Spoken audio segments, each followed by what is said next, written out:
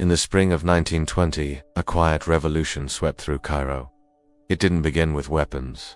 It began with scissors. Women veiled, silent, long kept in the shadows stepped into the streets and began cutting off their hair. What followed would ignite newspapers, terrify authorities, and leave a lasting scar on colonial rule. This was the haircutting riots of 1920. After World War I, Egypt was boiling with unrest. British forces occupied the country, controlling politics, police, and public space. When nationalist leaders were exiled in 1919, protests erupted and, to the shock of many, women took to the streets. They marched, they chanted, and then came a radical gesture. They removed their veils. They cut their hair in public. To colonial officials and conservative elites alike, it was unthinkable. In Egyptian society, the veil and long hair were sacred symbols of modesty. Now, women were shearing them off as acts of rebellion. Some threw their hair at soldiers, some stood in silence, their heads uncovered, as British officers shouted and dispersed crowds.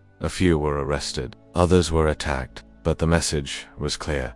We belong to no empire. Though not directly linked to the riots, women's rights pioneers like Huda Sharawi helped lay the groundwork. 2 years later, she herself would dramatically remove her veil in public, inspired by what others had already risked. The haircutting riots didn't topple the British, but they terrified them, because the empire expected guns, not scissors, and they knew how to jail rebels, but not women armed with nothing but defiance.